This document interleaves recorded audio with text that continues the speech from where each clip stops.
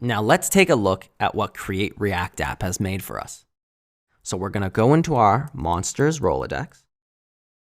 And if we hit LS, we see that it's actually generated this project for us. It's got all our dependencies inside of Node modules, and it's got a package JSON and then some of these other folders and files. So now if we open that up and take a look, let's look at the package JSON first. We see that it's included for us React and React DOM, which is great, as well as this other library called React Scripts.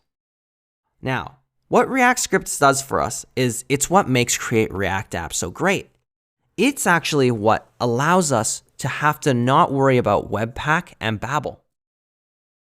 It includes these 4 scripts for us, and it calls that library React Scripts to do these 4 things: start, build, test, and eject. Now, what start does is it actually starts the project. So let's try that first. So if we call yarn start, React Scripts, start right there.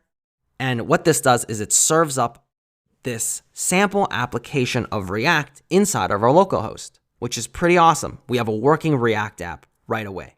If we look at the next one, build.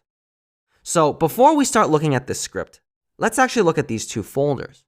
Now, the source folder is actually where our application lives. All of the React code that we write for our application is going to go into the source folder. This public folder is actually where all those files that I mentioned earlier, where our browser needs an older version of JavaScript and HTML to understand. So, well, this is actually the folder where all that's going to go.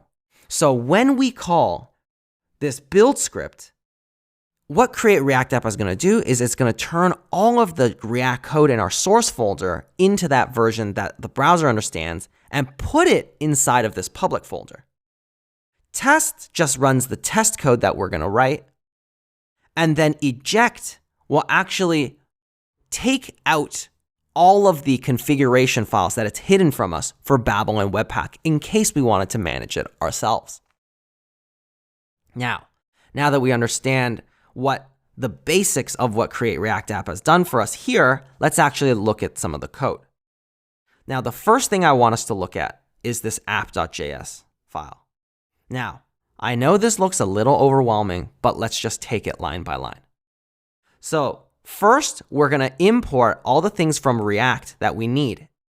And it's called React, right? We import React from React, and that's going to hold everything related to React that we need into this file.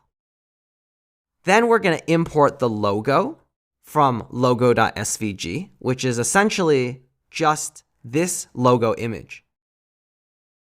Then we're going to import the CSS. And now let's look at the actual meat of this file. Let's look at line 5. This is just a function called app that returns a block of HTML. That's all it is. So everything that we see here is actually just the HTML here. Now, how this works is that when we look at this index.js file, we see that we import that app function that we were just looking at, and then there's this React DOM library that calls render, and then it renders our app function in the form of what looks like an HTML tag, right? And then you see this thing here that says document.getElementById of root.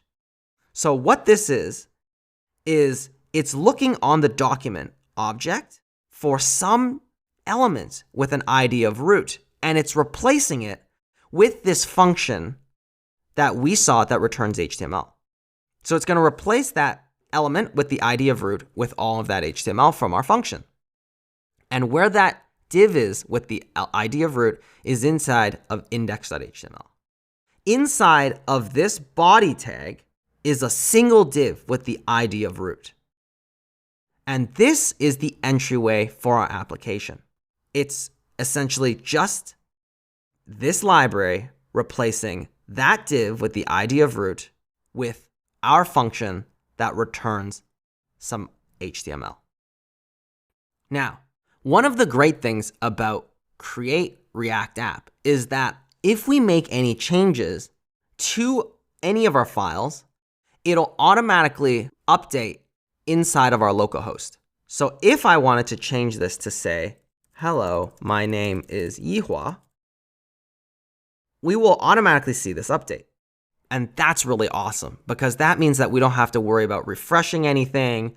We just code and see those changes live. Now, let's get started with actually converting this into this.